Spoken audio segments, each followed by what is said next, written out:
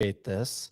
But anyway, welcome to the show, ladies and gentlemen. It is Tuesday. We do this show Monday through Friday, 9 a.m. to 10:15 a.m. Eastern time, each and every week, where we discuss all things NFTs, crypto, the financial markets, the macroeconomic conditions, the entertainment industry, technology, and everything in between. I'm your host, Pio, here with my co-host, Nifty Nick, the funniest man in the business. King Kicks, the CEO of Crypto Raiders. Watch out for what they have coming out. Kicks, what's it called again?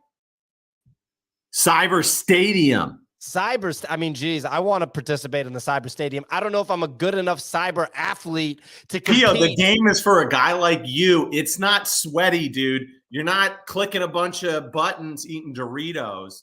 It's an on-chain game like Wolf Game. Just going to make a couple actions per week. Your guy's going to slap when you stadium again on him and never let him live it down. Well, it sounded like at the end you actually entered the Cyber Stadium where reception doesn't exist, but we appreciate the summary. Easy Eats Bodega, the host of GMGM Market Talk and the founder of Bodogo, soon to hit a blockchain near you. Signal, the host of Artist Spotlight. Looks like we're having some technical issues getting her on stage on the Twitter show, but really excited to watch Artist Spotlight grow and Signal to grow as a content creator. And then we have Bunny. Bunny, it says that you're a niche micro celebrity on NFT Twitter. That's my full-time job. Well, I'm a stay-at-home dad as well. Okay. Yeah, man of many hats, jack of all trades, dude. Nick, do you think that Bunny qualifies as a niche micro celebrity? Well, I never heard of him. What do you mean? You've never heard of him? I don't know. Nice to meet you. It's nice to meet you too, Nick. I'm busy looking at directions on this medication that I'm taking. Okay, all right. I'm feeling quite ill today.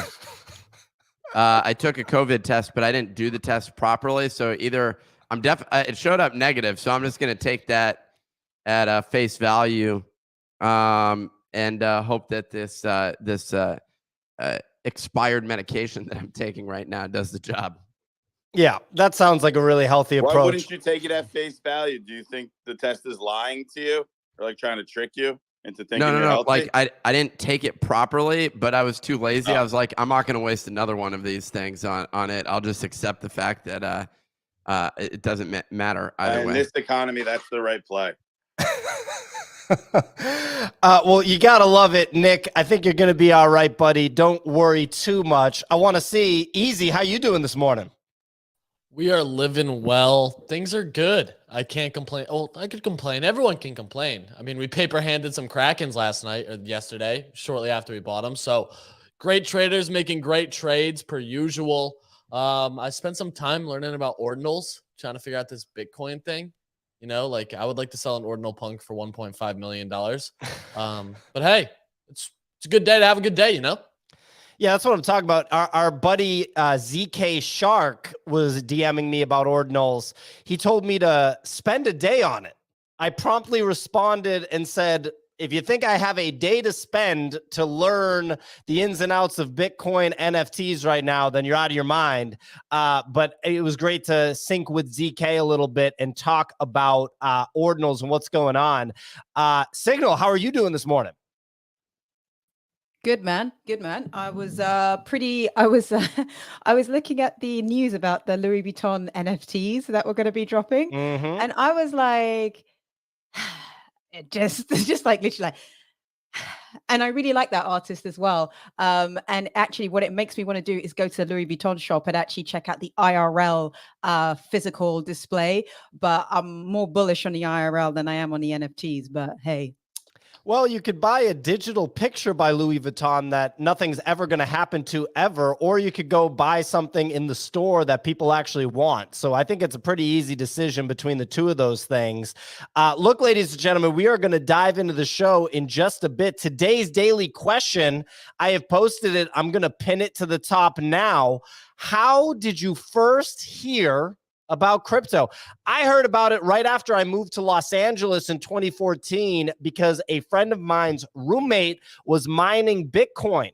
and he was talking all about mining Bitcoin in 2014. I didn't understand it, didn't understand anything that was going on, but that was how I found out about it. Nick, how did you find out about it? Well, I found out about it in 2009, PO, the year that it launched, actually, because my roommate was in pickup artist forums where they discussed two things: their inability to get women, and because they were busy playing World of Warcraft all day long, and Bitcoin turned out to be something that he was interested in. He came over and shared that with me, and I tried to install this software for getting Bitcoin in a wallet on my computer. And I was just like, this is dumb. This is never going anywhere. And when did you first buy Bitcoin, Nick? I think 2013, I bought one Bitcoin for $100. I then sold it for like 120 or something like that. Like a genius.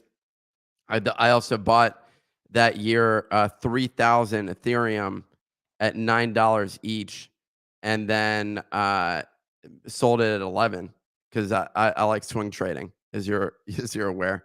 So monster trades right there, man. Monster trades. Those were two big trades, big wins. So that's how I actually, in the Ethereum, I found out from a guy I worked at a coffee shop I would work from in San Francisco, and at a place called Workshop Cafe. And the guy next to me one day, he had like trading charts up, and I was like, what are you trading? And he was like, this thing Ethereum. And I was like, well, what's Ethereum? And he told me it was a development platform on blockchain. And I was like, okay, now this is something. And I was like, this makes a ton of sense. My other friend on the ETH guy on the other side of me bought $10,000 worth of ETH and then didn't work for a few years because he had made so much. He had also bought Bitcoin at $100. So he made a lot more money because he didn't sell. I sold. That's how it works, buddy. Well, look, we've got some great responses already. Lurk Loves You, very talented artist, friend of the show, said that his wife was researching investment into crypto. She mentioned NFTs. He had no idea. He then said his pal Pop Wonder, very notable artist that has put out NFTs, onboarded him. So it sounds like that was a relatively recent onboarding. Spyro said lots of fun on Silk Road. If you don't know, ladies and gentlemen, Silk Road was the online dark web marketplace where you could buy drugs and guns. Basically, Spyro said good times essentially faded generational wealth for mind-altering substances. That's pretty interesting. Kix, when did you first hear about crypto? It was when I was in SEO. There was this like SEO online forum called Wicked Fire, where people were like, talking about how to rank your website higher and, Google and stuff like that. And there was this one guy named Luke P, and he was a little bit of a wild card, and he was like writing threads super bullish on Bitcoin. And I thought it was just, pretty dumb stuff. I was like, I'm not interested. And then sure enough, the next time I came across it was in 2017 when it was pumping to the moon. And I said, hey, I could buy a Bitcoin for $4,000, or I could spend that $4,000 longing GoPro with call options, which went down 99%. And I chose that option. I mean, that's a fantastic choice. It happens to the best of us. Degenerate, that's at AOKNFT, said in 2011, his dad asked him if he knew about Bitcoin. He didn't. We learned. And now he's trying to build something in Web3 to honor his dad. That's awesome, Degenerate. Love to hear it. Nick, go ahead. Papa Joe had a teacher show us a video in a history class about Bitcoin. And I'm like, what? A history teacher was showing you a video about Bitcoin? That guy's a badass. That guy's a libertarian. At the time, Bitcoin was sub $200. So that was the situation there. Why? Maybe he wasn't a libertarian. Maybe he was just an innovative liberal, PO. And he liked to wear masks indoors. Okay. Maybe that was something that he enjoyed doing. He had a slight conservative bent when it came to fiscal policy, but maybe that's where he was at. Okay. So like, why are you going to typecast this guy? I don't even know if what I just said is accurate. I'm just thinking that like, maybe that's how he was. Luke.mbt.eth says, I heard it was a surefire way to lose all my money, so ignored. Then along came NFTs, and I lost all my money. Okay, that wasn't really much of a story there. Did you reference the bakes? You just mentioned the bakes cakes. No, I didn't reference bakes cakes. By the way, it's not Basie's cakes. He emailed me to clarify. It's bakes cakes, but spelled BAYCS. Sorry, sir. Okay, jeez. He had lots of fun on Silk Road. Good times. Essentially faded general wealth from mind-altering substances. I was sketched out about that. I was, considering do I not buy a pound of weed off of Silk Road, and I opted not to. In hindsight, I feel like that was a good decision because I could have gone to jail for that sort of behavior. You probably could have, buddy. Just a couple more responses before we dive into the weather report and really just dive into the show in general.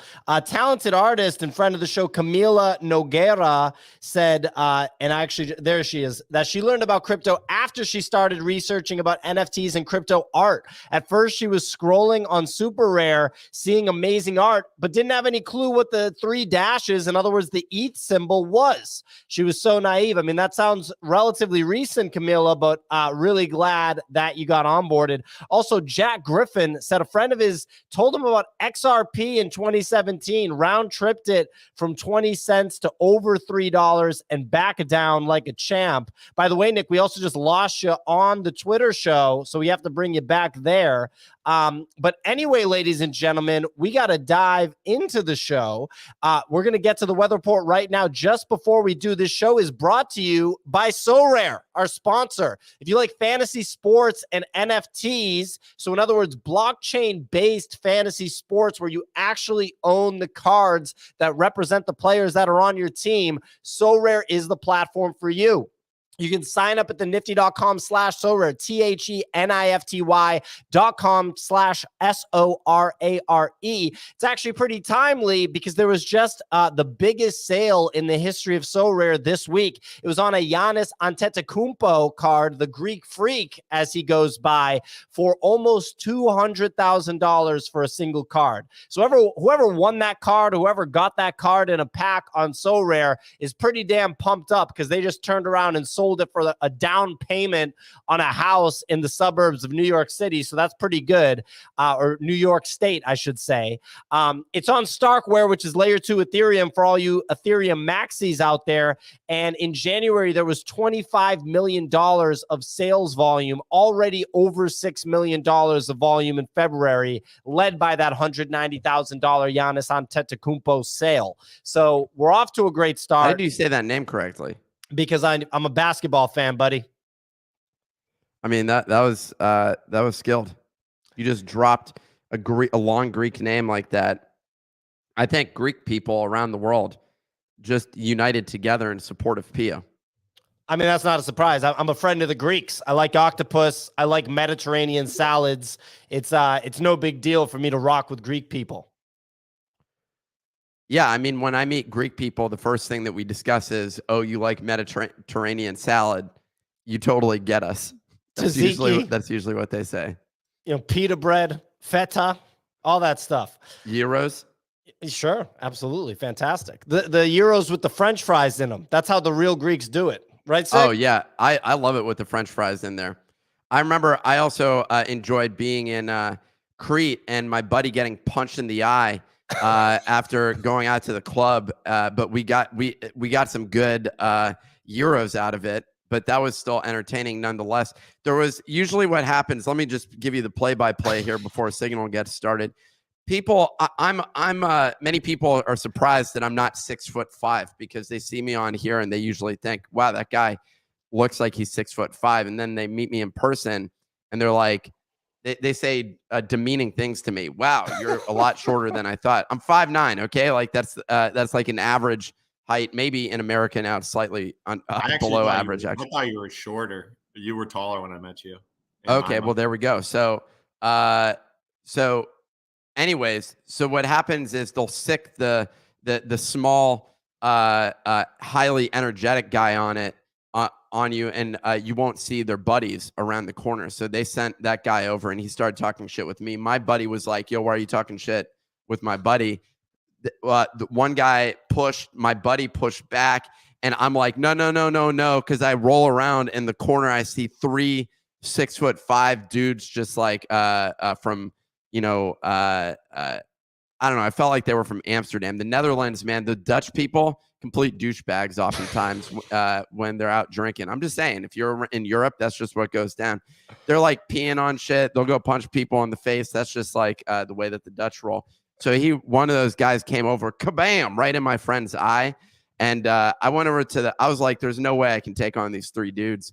So I went over to the Euro place where we were just dining, and it was a tasty Euro, let me say. So from a violent altercation with a group of grown men attackers, you just ended up with Euros. It's going active, and I say, hey, can you call the police over? Because these guys are getting out of control here. And they were like, good luck. Well, first of all, it sounds like this vacation is a scene out of a Jean-Claude Van Damme film. They said, fend for yourself. So I ran back in.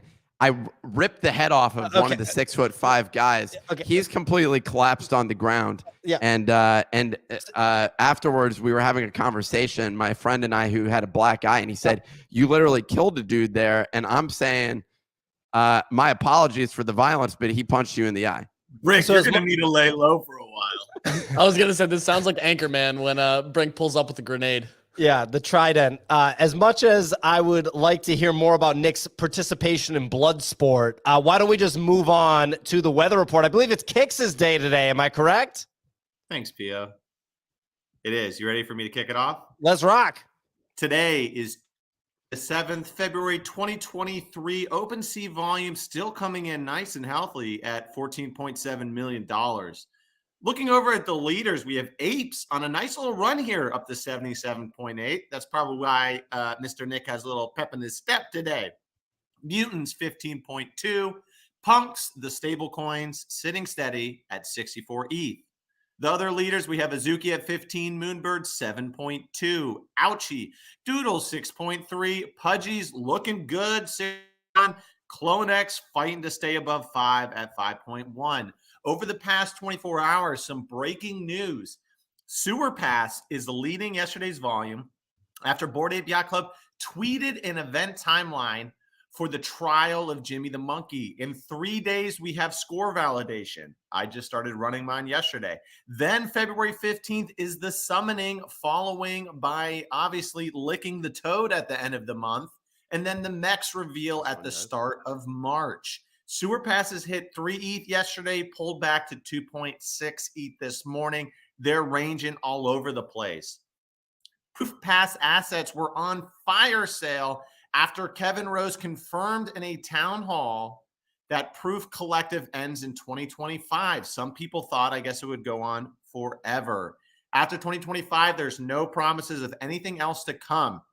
Passes which were trading around 26 ETH dumped to as low as 15 ETH on Blur. Prices recovered and are now back up to 21 ETH. So nice buy the dip opportunity there. Kevin Rose set a descending auction for his Alien Punk. The bots loaded up with ETH ready to snipe, and the Punk sold for $1.4 million. He bought that 2 years ago for $18K. Sounds like Kevin Rose knows how to trade some NFTs. Lastly, Can Pie Pandas have teamed up with MMA fighter John Bones Jones. The fighter will wear Can Pie apparel during the UFC appearances and during social media content. This news put the collection back over to ETH. Quick look over at crypto. We have Bitcoin 23K, ETH 1600. Solana 23 bucks, 85.7. Nothing too crazy going on over there. If it stays pretty stable, NFTs are going to keep doing good. Back to you in the studio. Yo, that Punk sale is not a good number. How did that resolve at that price? Was that like an accident? Well, we should talk about it. I'm going to No, it was a descending auction. And I think he was just quite keen to get it off his books. Hence why it went for that price, because it is a bit below what the current Alien Punk zombie Punk floor is currently listed. Zombie, not an alien. Okay, well, we're going to talk all about this stuff. Some updates from the newsletter, which you can subscribe to at thenifty.com, THENIFTY.com. Subscribe today to the newsletter. It goes out 7 days a week, 5 days with curated stories like today. So Yuga Labs has, as Kix mentioned, teased the next series of upcoming events in the trial of Jimmy the Monkey. As the title of the show says, Louis Vuitton and world-renowned artist, I'm going to butcher this name, Yayoi Kusama, will release their first NFT collaboration, a 10K collection. The estimated price was going to be 4 ETH. Somebody DM'd me and said that that is not true. Guess what? Nobody cares anyway. Doesn't matter what the price is. Nobody cares. Tessera co-founder Andy announced a new platform called Esker XYZ, which will be a curated marketplace for fine art editions. That's a tough business to be in. It's tough to attract liquidity to marketplaces. We will have to see what plays out there. Yuga Labs dropped a lawsuit against a developer over his alleged role in conceptual artist Ryder Rip's lookalike NFT collection that the company claimed infringed its trademark. So interesting little plot twist there, or plot development, I should say. Reddit has announced that they teamed up with the NFL for a free collectible series, which is available to claim. Got to wonder if the NFL is going to get deeper into NFTs. We already talked about Kevin Rose's sale. We should dive into it. Also, interesting to see all MMA fighters on the podcast I listened to. All of a sudden, all the different MMA fighters are like, check out my NFT drop, check out my NFT drop. So interesting to hear that Bones Jones is partnering with Can't Buy Pandas. Got to wonder how much he got paid. Anyway, diving into the stories, Nifty Nick, please lead the way. We can't wait to hear from you. A couple of things. First, that Yuga Labs statement is not accurate. They didn't drop a lawsuit. They settled the lawsuit. So there's a settlement between the two. So that's an important distinction. The settlement essentially bans that developer from getting involved in any project that may copy base NFTs or bring similar confusion using copyright and trademark infringement. Lehman was also barred from using any social media accounts with profiles linked to Ryder Rip's base C. It sounds like, I don't know if there was any like damages or anything else like that that was paid, but I mean, at this point, it sounds like that, like messing with the developer just isn't a big thing. So fortunately, that guy, sounds like he had to say the settlement they came to was, I'm sorry, and probably paid his lawyers a tiny sum for the fees incurred during a multi-week lawsuit. I guess he ran out of money after a couple weeks. So don't mess with these guys. That's my conclusion versus them giving up. I don't think that's the conclusion I'd take from it. The separate thing I want to go back to real quick is this Kevin Rose punk. So that's like a pretty big drop, because we saw, for example, a alien punk go for almost $24 million. The silly tuna sale, correct? Back in February of last year. No, I don't think his was. Oh wait, is that the one that it was? I thought so. That's why I said it. Maybe that's who it was. There was a $23 million. What's that? I mean, you got to be like a billionaire to do that. No, that was Deepak. And what was that? Silly Tunas, or was Silly Tunas a different one? There was another one for 7.5. Silly Tuna was the $10 million alien that sold the beast, and Deepak bought the one for 23.7. From who? I mean, the person used Himself. to have 3 aliens. You know, it's said to be Scott, but not confirmed. But you know. Got it. But it is. Go ahead, Nick. All right. So congrats to Scott. But yeah, I mean, this seems like an L, because the apes are frequently priced at this much. And the zombies, or wait, sorry. I keep confusing whether it's a zombie or an alien. Zombie. It's a zombie. But the zombies are still more rare than the apes, right? Or the apes more rare? I don't know the sequence. Whatever the zombie situation. and alien are rarer than apes, I believe. Okay. No, so there's 24 apes, So aliens the rarest. Then there's like what 8? I think there's 24 apes and the 88 zombies. But zombies at the top in the bull market were getting $10 million bids, and that's what they were going for around there. So they've always gone around the 1,000, 1,200 ether range, and especially in the bull they were selling. So that's a solid buy. But that zombie that sold was Kevin Rose's. So I'm assuming he's just trying to get some ETH back from the loss a few weeks ago. And at the same time, there was another zombie racing him down. So I feel like he had no choice because there was someone else that was selling a Shades COVID zombie and racing him down to like 900-ish ETH. But that one, yeah, it's totally stolen, Nick. Like in terms of like value, because zombies are obviously known for their red eyes, and you see that, and it's got the beanie and everything. Like that's a perfect fucking punk right there. A perfect punk sold for 1.4 million. I mean, to be clear, I guess it's not like it's not cheap. I can't just go buy it for cash right now. I'm gonna be honest with my friends, family, and audience. You also 70x 20 grand. So, like in terms of kind of slaying a trade, sounds like a paper hand to me. Okay. Regardless, yeah, that was a good trade. All right, we can dive into some of the other stories. That one, to me, I was trying to get my bearings straight with this one. Sounds like it's about fair market value. So it's not like that ridiculous, and an ape would be worth more. And so G-Money still doing okay with his ape purchase. Not looking too shabby. The other, I'm trying to pick which, one other thing real quick. I think this, the art marketplace, it's Escher. Okay. But yeah, I mean, I agree with you. That's a tough one to do. Tough business. Louis Vuitton, big story.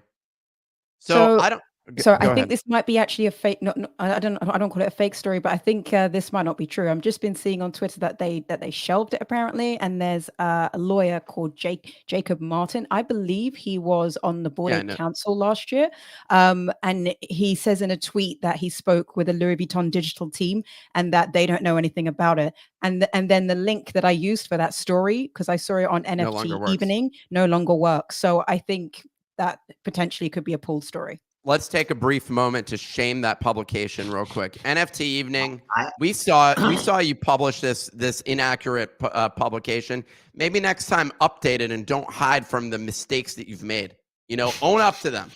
Stand up and own up. I think it's probably accurate, and they just like messed up on the news embargo.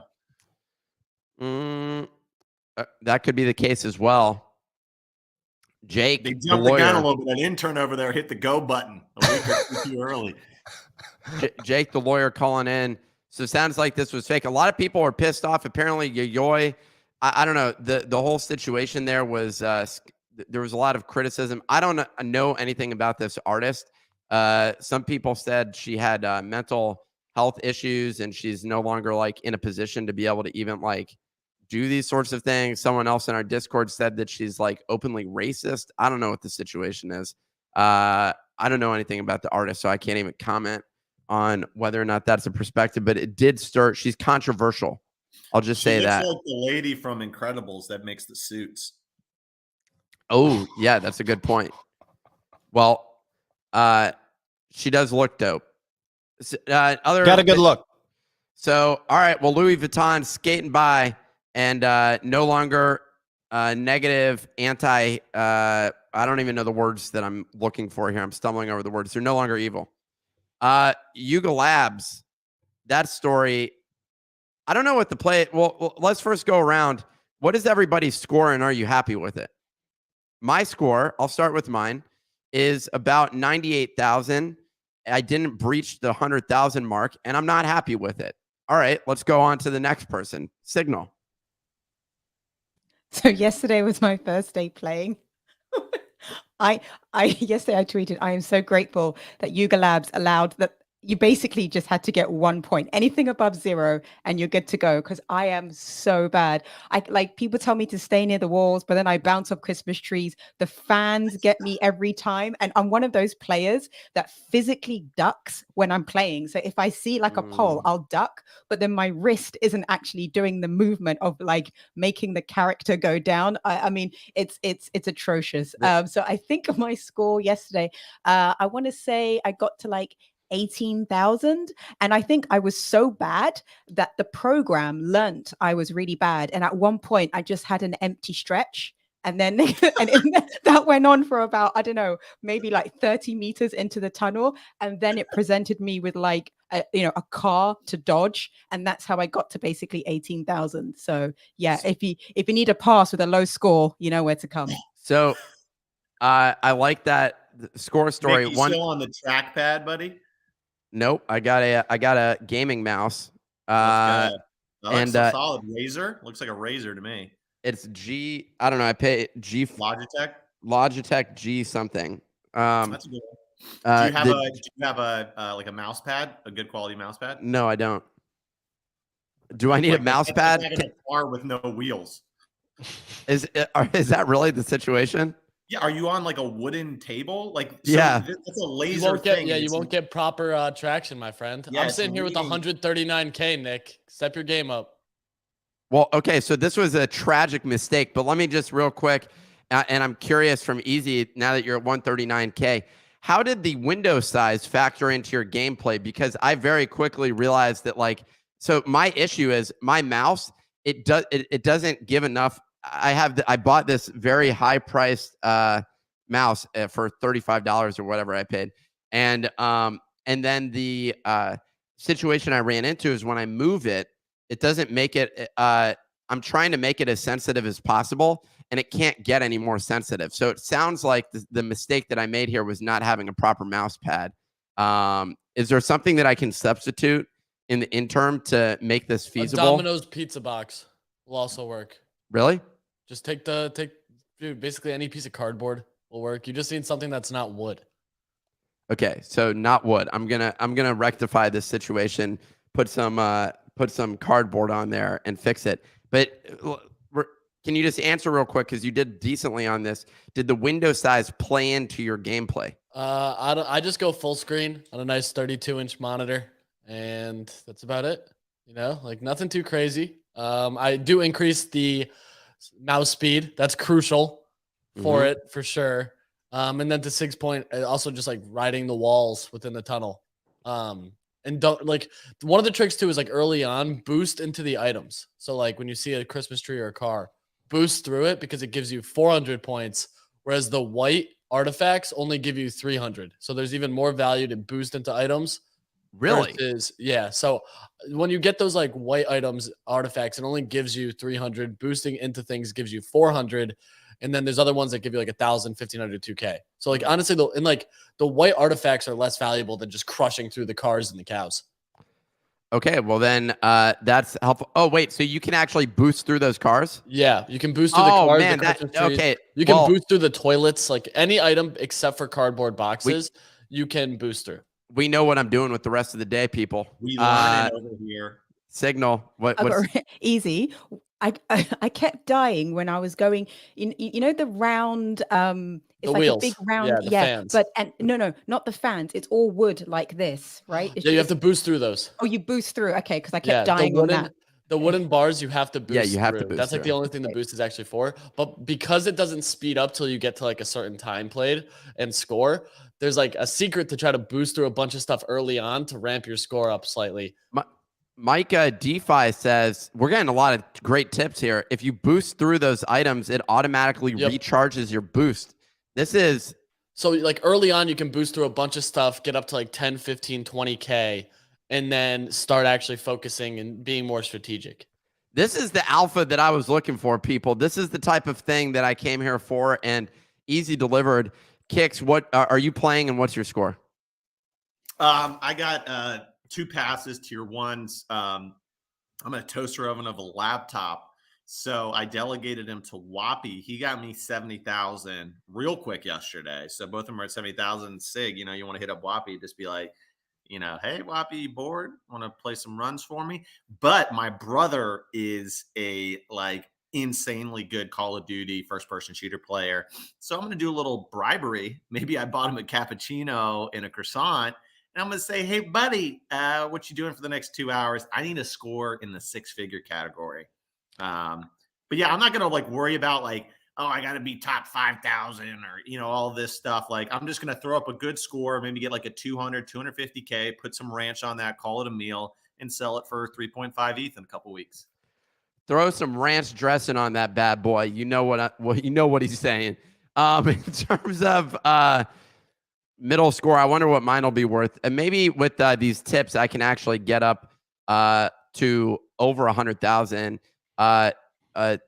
Tenacious.eth is selling his services for you to guarantee that you get over 200,000. That's a big guarantee right there, huh? I don't know how much he's charging. He doesn't reply to my reply tweets. Instead, I guess I need to DM him in order for him to reveal any of this information. Tenacious, yo, reply, bro. But I don't even know that he's not even listening today because he's so busy playing. And you got to get the right music on when you're playing that game. You can't listen to the actual in-game music because it's going to slow BPM. You need high BPM techno. Yeah. Dark techno can get you a high score. Okay, dark techno can get you a high score. Thank you for that. But what I do know is a pre-existing one gives you a panic attack if you keep listening to it for longer than 5 minutes because it sounds like some 80s. Nick, yeah. Maybe you should hop on YouTube later and just take like a high-dose caffeine pill and just live stream you playing through this. I like that idea. Maybe the caffeine will help my sickness that I'm experiencing right now. Well, if Nick accidentally drinks a coffee that's not a decaf, like if he just drinks a coffee, you know what I mean? It's basically the equivalent of like me, Nick, or me, Kix, or Easy, like submerged our head into like a whiskey barrel filled with cocaine. So it's it's a big deal when he consumes any sort of caffeine. I'm also glad to know I'm the only grown person here that's not playing video games. That's good. I know Easy's very eagerly anticipating the Harry Potter game that's coming out. Apparently, it's a big deal. I'm seeing people talk about this game. Everyone's obsessed with Harry Potter. I'm sure it's going to be really fun, ladies and gentlemen, but we're busy trying to, do something here. I was going to say, Nick, me and Easy got waxed on a trade yesterday that we look like idiots for because it's 2x'd. And I've just been accumulating rug PFPs, Farouk's PFPs, because I feel like the volume's ultra consistent and they're cheap AF. But yeah, maybe we can talk about a little bit of active trading, if that's okay with you, Nick. I got a little play here too that's still relatively cheap, but it's a Franelation alpha. He was watching our stream, Killer Bears. So Seth Green, we all know that he got fished out of his ape. That whole situation happened, was not able to launch a show with it. However, he's going to be launching something with Killer Bears, is what's being shared in some internal groups. And Killer Bears did an open edition. They minted a total of, and this actually closed, but it's still relatively cheap. They minted 49,000 of them for 0.02. The floor is currently 0.032. They speculated that there's a burn, and it seems like it's going to be some form of choose your own adventure game that plays into it. They said the choice is yours. I'm looking at them. I only minted 3. I wish I minted 10 because it was a 10 per wallet cap. Real cheap play, but Killer Bears has this like crazy good production value. Their website has a great video on it. I'm a huge fan of that. And if they can actually do something like this, where it's like a choose your own adventure storyline with quality content, I'm interested in that. So I'm excited about that. It's real cheap right now, like I said. So I'm still holding my 3. But I minted 4, so I'm doing better than Easy. I hate him so what's the name of the open edition collection? It's called Mimo Angelus Presents the Killer Chronicles. It's number 3 on trending on OpenSea right now. It's done about 94 ETH in volume the last 24 hours. And what did you pay for it? 0.02. So it's not much over I'm buying it. Yeah. Let's go. So I want to wait till the burn mechanic actually kicks off here. I don't mind sitting on these for an extended period of time. Franelations, like I said, bought like 10 of them. He was in my stream talking about it. And we immediately said, we're not fading Fran. So it's also good. There's only 50,000 of them Easy. So it's a nice tight supply. Yeah, exactly. And it was a very quick way for this project to generate another $1.7 million with just the promise of future game dynamics. Well, what does that even mean? They've already shown their NFTs were given out for free. The Killer Bears and Bits have all been free. This is their first official raise for any capital. They have secondary market transaction though. And also, were the Killer Bears Justin Bieber's thing? No. That was the in-betweeners. In-betweeners. Yeah. Killer Bears have gone as high, I think, as 7 ETH though. So and they sell shame the hell out of you. If you sell a Kill a Bear, they DM you, they cuss you out, they find where your parents live. That's terrible. Nick, buy one and just sell it. Like, just floor it.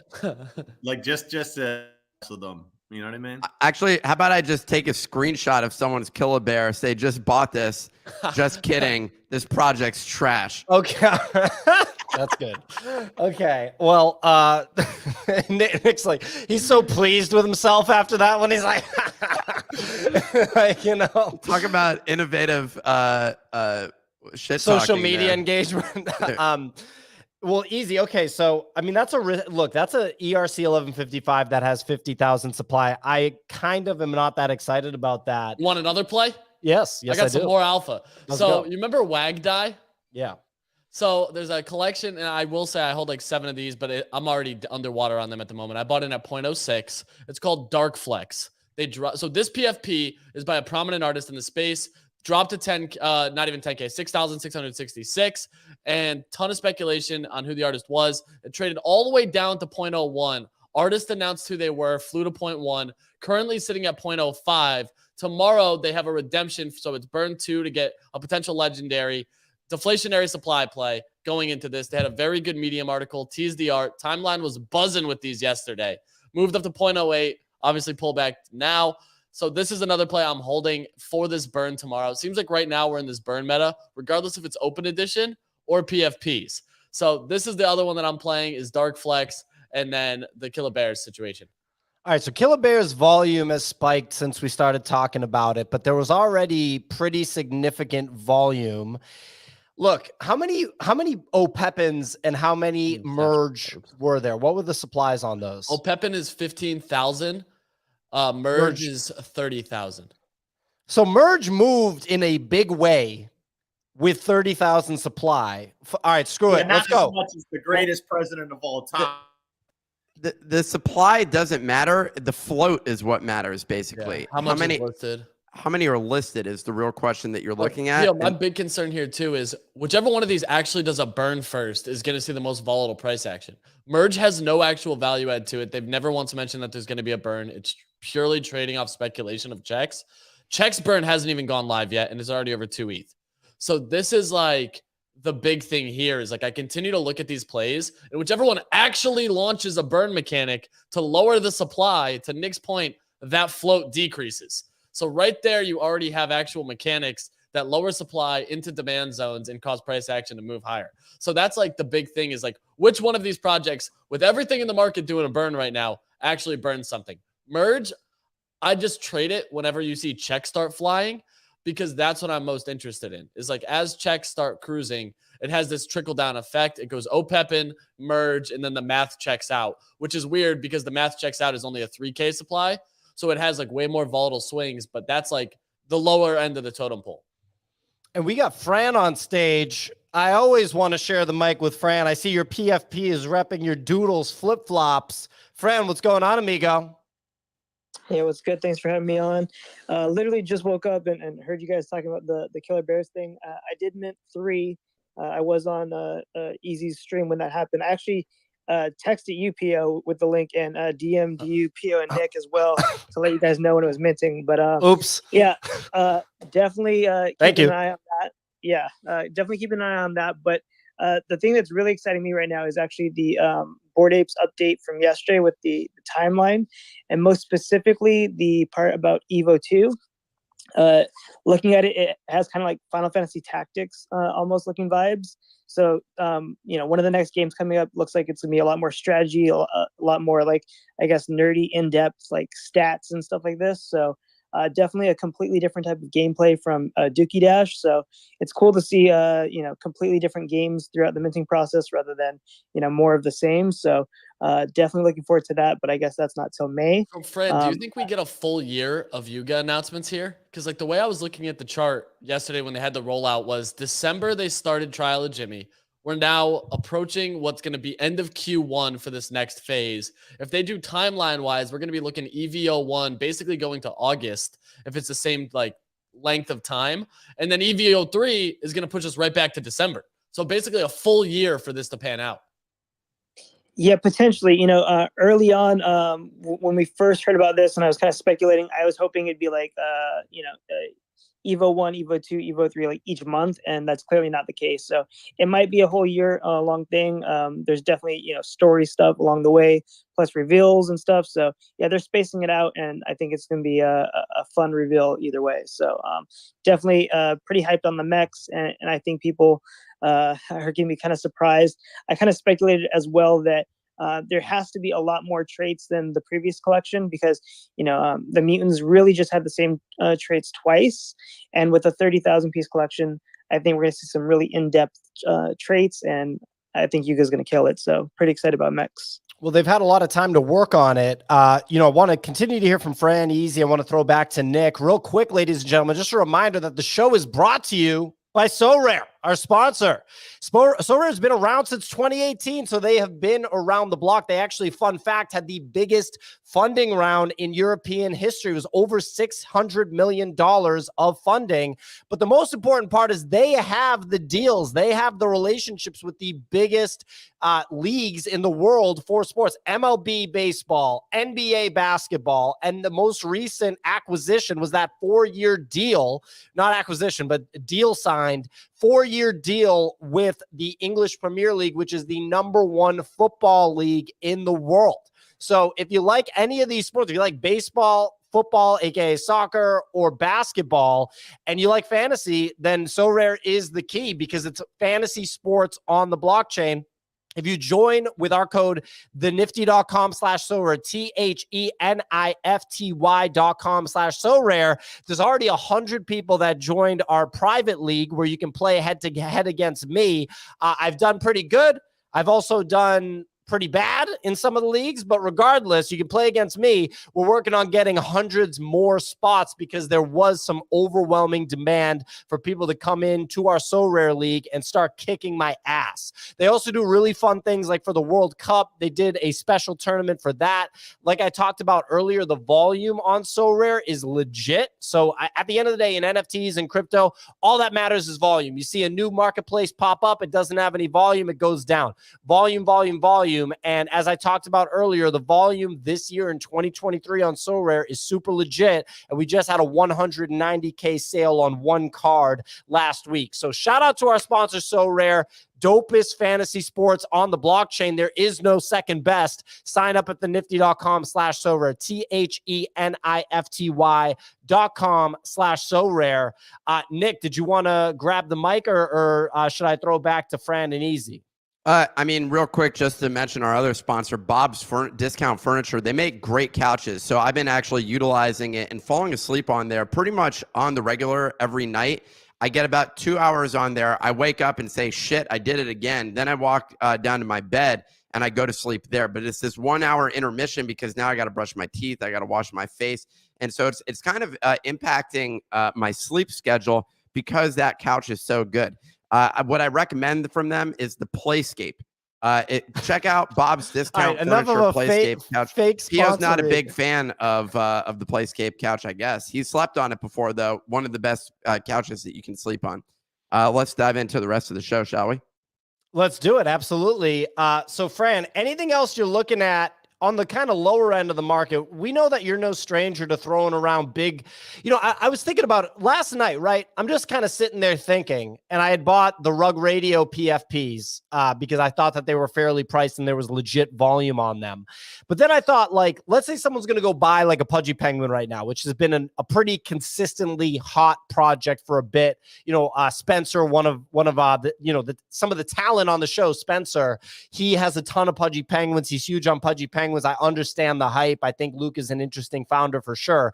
But would you rather spend 7 ETH or whatever it is, 6 ETH on one Pudgy Penguin, or just go hard as hell sweeping the floor on something like a Rug Radio PFP? I find it hard to kind of go in the direction of the Pudgy Penguin, but maybe I'm totally wrong. What are you looking at in the market right now? Where are the opportunities, Fran? We look at you as a full-time collectibles trader of over a decade. What are you thinking about? Yeah, so I did pick up some Rug Radio PFPs last night as well. I do feel like the price is pretty low there. I was actually kind of expecting in my mind before seeing them that the price would be around like 0.5 or something like that. But yeah, I picked up a couple of those. But yeah, the other thing that I've been putting a lot of my time into studying that market is the Doodles wearables. Some of the rarest pieces there have circulations of under 30. And I know a lot of people are kind of sleeping on it right now, but I was early on VV, and a lot of stuff was just kind of sitting there. And because it was sitting there, people didn't expect any type of value. Once more people came, those pieces were no longer sitting there and the prices went up. And I just feel like the supply on some of these really cool collectibles is very low, and the price points are still pretty low. A lot of the rarest stuff is under 1 ETH in value. And so, yeah, that's where I've been spending a lot of time, at least studying that market and here and there picking up pieces. I do think that that'll correlate with other side when that drops, the fact that you'll be able to sell resources or maybe loot. And I just think looking at these, what I call micro NFTs, and studying that compared to like PFPs or art is something that could be useful down the line as more projects have their full ecosystems out. Yeah, I mean, I have some questions about it. So if I understand this correctly, Fran, since the release of these, the floor price of the core Doodles collection, has it trended downward or has it stayed flat? So it went down the day of, but it got eaten up really quick. So on Blur, I saw it as low as 5.5, and I was like, oh, nice. I should get one. I was like, no, I'm kind of tired. I'll get one in the morning. It was back up to 6.1 in the morning. And so, usually with airdrop type stuff, even Bored Apes, you'd see a pretty significant pullback. With Doodles, I would say it's held pretty strong, all things considered. And the fact that the duplicator, which is the piece needed to mint these wearables, is going to have multiple use cases later on. I think they're taking a completely different approach than pretty much any other project, which is at least something to take note on, rather than them copying everyone else. They're literally going with a completely different path, and so we'll have to see how it plays out. But I'm definitely intrigued with what I've seen so far. Nick? I just wanted to reassert that, this segment was brought to you by Bob's because Pia's pissed off about the Bob's because some commenters are saying, congrats on the new sponsor. They're making a joke. Jokes on those Jokes commenters are making a joke, Pia. I know. In terms of the Doodle situation, actually, you were talking about the pullback on the underlying assets. Here's something that's happened, though. The apes haven't pulled back since this drop. They've actually gone up a little. Why do you think that is? Yeah, so they did pull back initially, but yeah, they're going up now. I think it has to do with the reveal yesterday, the confirmation of it being Mex, right? So I was already saying it was Mex. We had a timeline, a roadmap 2.0 that had Mex all over it around the trial of Jimmy the Monkey. They literally showed the teaser of the Mex like 10 minutes before the game came out, and somehow still on my timeline for a week, I was like yelling that sewer passes were the play at 1 ETH because it's going to be Mex, and everyone's like, we don't know it's going to be Mex. Now we know, and I think that just kind of strengthens the whole ecosystem, to be honest. And I think people are hyped about what Yuga's building. And so, yeah, I mean, there could potentially be something else that we don't know about, and somehow it's leaking, and people are saying that. But I think in general, Yuga is the number one brand, and so there's going to be demand for that number one asset. Who are the people that are buying apes at $125,000 floor prices? That's the thing that I've been trying to figure out. Franklin. It's just Franklin. Franklin, and I think we said that the Meme Land founder was one of the people. 9gag CEO. Yeah, so he, but it sounded like that was a business purchase. I'm curious to see. I'd like to meet some of these people in person that are buying apes for $125,000, other than Franklin, because it seems like an interesting trade. We should buy your ape with our business capital, Nick. There we go. So you just have a bunch of money. I like that idea, and then I still own the asset. This is what I'm talking about. Pio coming with the real innovation. Thank you for that idea, Pio. We're going to be funneling cash from our investors directly into my pocket, and this is the best way to do it. Moving on. Well, actually, Signal has her hand raised. Oh, sorry, Signal. Yeah, I got my hand raised for Franelations on this Doodles thing. I was researching you this weekend, actually, Fran, on your Doodles wearables trade, and there were some really good points you brought up. And essentially, what's happened, this whole sort of macro trend towards the micro NFTs. I think what's most interesting about what we're seeing right now play out was your when you correlated it with other side and the fact that there's a high probability that we're going to see the assets on other side decouple. And so what the Doodles wearables and Gaia is actually doing is an example of like, how does the market behave when you have micro NFTs? Like, what goes up, what goes down, what's the volatility, how does the original collection behave? And I think like the answer isn't binary, like, will there be value in these assets in the future? I don't think this is a yes or no answer. I think it's more of an experiment to see, just like when you take off the assets, they get decoupled, you have just coders, you have just like potions and whatever is on there. How do these assets behave? And I think what Fran has identified is that this is the first example of this happening on a large scale PFP. But as he's saying, not many people are paying attention to it. So I still think it's worth looking at, and it is undervalued. Well, this is the meme or meta or whatever you want to call it for 2023, is this particular subject, which is increasing supply by orders of magnitude. And that's where we're at the moment. It'll be interesting to see what the impact is, and more importantly, how people execute it, because everyone's doing it in their own way. We're so early to this particular phase of the market that we're not seeing people, as many people duplicate other than the open editions. The open editions is the one area where people are duplicating it. And it's not clear whether or not it has an impact on the other assets within either those artist ecosystems. And now it seems like with Killer Bears, actual projects are doing the exact same thing. We're doing it. We're next. Hey, Pia, stop dropping that information, dude.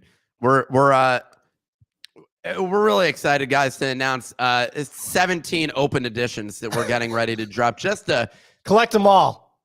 Yeah, collect them all. It's gonna pad our wallets. That's what we're all about here. Is just really us getting rich and you all getting no value. So that's the entire play here. Just kidding. We're not doing any open editions. We do have our own version of this though that we're excited about, but we haven't launched that yet. So I'm going to stop talking about it. The other thing real quick, just to mention, if you're not on the newsletter, you know what to do. thenifty.com.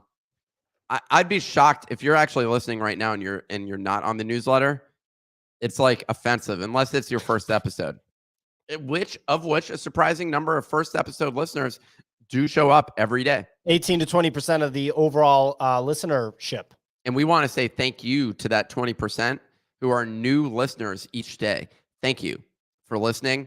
And if you're not aware, you're going to want to go sign up for our newsletter at thenifty.com. It's going to deliver you immense value in the coming weeks. I don't want to say anything more than that. Okay? Exactly. We're not talking about speculation here. I hate speculating on the future. We've already told too much because Pio and I both have big mouths. Yeah, and I don't want to speculate, but if you're a new listener and you haven't signed up for the newsletter, Nick is going to find you and touch you. Okay, well, that just sounds inappropriate, and so that's just not the case. Fair enough. Go ahead. No, you go. Buddy. I was going to say one other story that I'm sort of interested about here. So EtherOrcs, are they just a rug? Is that how we categorize them now? That they stopped development? It says the EtherOrcs team, considered OGs in on-chain gaming, has decided it cannot continue. They found they could not find a future path to funding, while shying away from hype and overcommitment does not fit the narrative that is expected. I don't even know what that means. Their community has broadly responded positively to them and thank them for their efforts. Thank you guys for trying. Really appreciate it. That's a supportive community if that's really the case. I think we're going to see more of that though, to be honest here. Like projects that just kind of run out of capital. Like Kevin Rose is getting ready to do that in 2025. Oh, stop that. Oh my goodness. Oh my God. Well, we could talk about the Proof conference tickets only selling 50%. certainly a topic of conversation. They're only about 50% sold. I think it's like 2,500 of the 5K at the current moment. And what's the secondary pricing those at? I don't even know. There is no secondary. Yeah, yet. I think it's soul bound at the moment or untradeable. No, they're going to be airdropped in March, I believe. They'll be sent. I've been thinking about this as well, though. One of the most challenging things within any given NFT project, there's some percentage of them which will never trade again. They'll never be transferred. They'll never be traded. They're just sitting in wallets. And well, you even look like, I love that conversation because like Mark Cuban owns Bored Apes and has never redeemed his dogs, his sewer passes. Like you have people like that. And like, there's also people that are not that high profile who are in the same boat. You know what I mean? Like people who just never claimed any of the things. That's why dogs aren't at a 10K collection. Yeah. Well, that's the case. Punks also has a situation where I think it's like 15%. I don't know what that percentage is across other collections, but that's one of the most difficult things is that you just can't inevitably, like it's impossible to get all of those items to be burned or for people to take action. My guess is it's upwards of 20 to 30% on any given collection is just basically was minted, the people forgot about it and just move on and there's nothing else. And that's a pretty crazy, whatever that number is. And someone NFT statistics should do some sort of stat on this. How many NFTs were minted followed by no other action whatsoever? Because if you had a Bored Ape and you didn't make a transfer at any given point since that mint, then that's probably just a dead ape, basically. Like no one's taking any action on it because they didn't even move it to a vault. So I'd be curious what those stats are. It looks like Pia, was there something you wanted to add or no? No, I mean, I'm fascinated by the whole thing. I just wonder the mentality behind a guy. I think probably with Mark Cuban, when he bought the Bored Apes, he was like, I'm making this investment. That's it. I'm not going to do anything else. I don't know. It's interesting. It's fascinating. Well, for us, it's a real consideration because we're discussing, like we have our upcoming drops. We both have the Bodagos drop. We'll see what the conversion rate on of people Solana. is. But I already know that like, let's say 50% of portal holders or something like that, or 40%. I don't even think it'll, like, I don't know what the percentage is, but more importantly, you get 35, 40%, I'll be happy. When we drop our, the ETH PFP and you got to burn for that, I'm wondering if like 30% of them are just like stuck and no one does anything, like just doesn't take any action. So we'll see. I don't know what the outcome is, but that does have an influence, which is also why to the point about these open editions, all that matters is the float. That's what defines the entire market. We have on our NFT, like if you check at any given point, I don't think there's more than 100 of our NFT for sale. Yet the floor price is the floor price. So it doesn't really matter. Like, and everybody else, the 99% of the remaining people that are holding on to it, waiting for whatever or taking no action, it doesn't really matter. They just look at the floor price and they say, well, that's the value. Yeah, because like the demand side sets the price, not really the supply side. Else Moonbirds would be like 40 ETH with nesting, right? Yeah. So, which also just means like all that matters, like I guess that whole segment doesn't even matter, the ones that are just holding on to it. But you view like art collectors or something like that, inevitably some percentage of the market is just when they go and buy these things actually says, I'm just going to hold on to this for 5 years and see what happens. So deep thoughts from me today, you know? I love it. Shout out to myself on the thoughts. Really appreciate them. Come back again tomorrow, Nick. Really appreciate him. Really hope Nick comes back. Shout out to Nick. Shout out to our sponsor, So Rare. If you look at the tweet that's pinned to the top, we're giving away a limited Stephen Curry digital collectible. If you're not familiar with Stephen Curry, he's a multiple-time NBA champion, Finals MVP, NBA MVP, if I'm not mistaken, Easy. He's an animal. And we gave away a LeBron James NFT last month, so that was really cool. So if you sign up for So Rare and post your common champion lineup below, you'll understand what that is after you sign up for So Rare, then you have a chance at winning the Stephen Curry limited NFT. You can also be getting ready to play against me in the future because we will be opening more spots in the private league, but you should join and get your reps in so that you don't come into that private league and get whooped. So just get in there, start training, sign up at thenifty.com, THENIFTY.com/SORARE. Once you're in there, you do common champion, post your lineup in response to that tweet. It's not the last time you're going to see it. Bingo, bango, boom. Good to go. You're on So Rare, killing it. Nick, you were going to say something I wanted to throw to Mr. Wizard who just joined the show. Hey, bada bing, bada boop, you know? Bingo, bango, boom. That's what I'm talking about. Mr. Wiz, second time being on the show. Really enjoyed the first time you were on the show. What's going on, Wizard? Hey, yeah. So you guys just got like me thinking about something like this new meta that I think Signal mentioned too the other day, and I saw someone tweeting about this kind of like infinite supply. Like I think definitely in 2023 we're gonna steer away from. Well, there's gonna be two different things. There's gonna be like an infinite supply, like that we're seeing in open editions, and then this like really small kind of like niche community. And we saw this with like Vincent Van Gogh, and for example, like that's the Geometric Pepe artist. He has an open edition that's going on for like 100 days, so it's not like really limited. And I think one thing we're gonna start seeing is like this actual use of this infinite supply as like an actual currency. For example, VVD, like there's 200,000 like editions. You never know what he's going to be able to do. And I think this is kind of like communities and projects are going to see this as a way to create like this tiered system. And I forget what you guys had someone talking about it with comics, where like the whole goal is to create a tier system. So you're going to have like this free mint meta that just initially builds the fans, and then you're going to have this like more niche community, and this is kind of a funnel system. So I think this is definitely kind of the next meta that's going on. Maybe think about that. It definitely could be.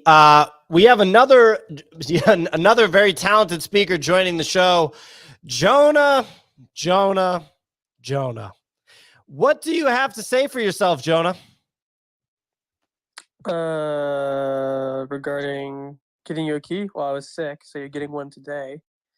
Oh, you were sick? Yeah, no, I was out sick for like the last 3 days. But I'm good. You couldn't log on to the computer. Did you no longer view us as valued investors due to some of the FUD circulating our names this weekend?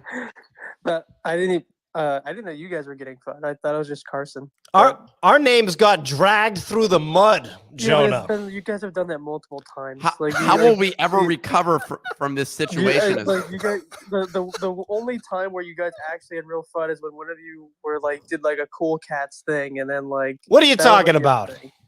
I was actually thinking of openly tweeting that we're going to double down our investment on Ryan Carson because everyone felt like a need to like tweet a thread about how they're not making their $10,000 investment.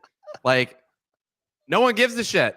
Like it doesn't matter. It was like you were making an invest. Like were there lawyers calling them? That's what I'm trying to figure out. Where was the pressure coming from that we all need to write a thread to be like, and everybody, I would just like to disavow myself from Ryan Carson himself, the white supremacist murderer.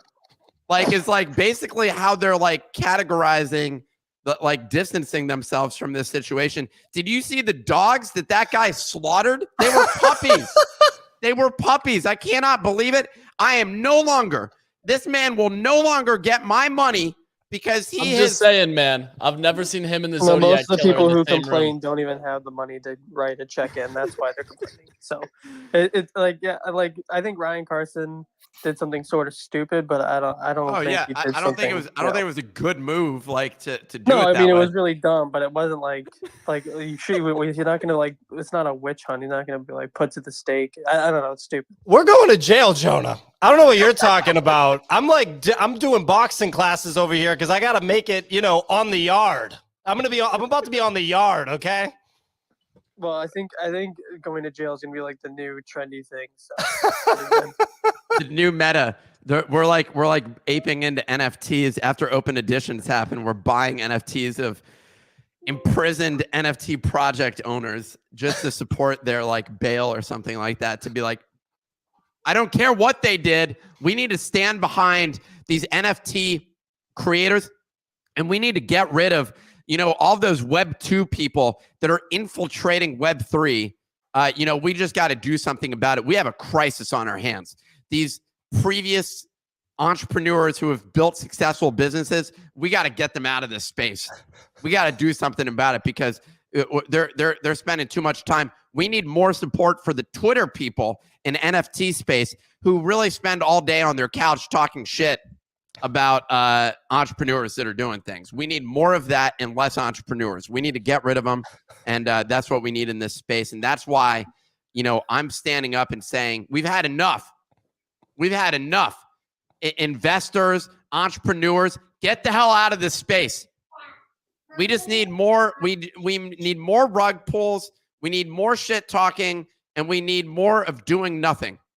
Okay, we need people that have. Our project is raising money. No, you can't do that. Okay, well then we need to charge you. No, you can't do that. All right, well then we have to quit. No, you're a rug pull. Jonah, we're not done with you though. By the way, we still have a bone to pick with you. We're putting you in jail for defrauding investors because we signed up to invest in you and we didn't get the stuff that you promised us. You promised me like some money. We got nothing. Wait, what? Yeah. What happened to our papers, we had dude? Conversations. I don't remember. All right. Well, I mean, like, I'll send you stuff, but I don't. Huh?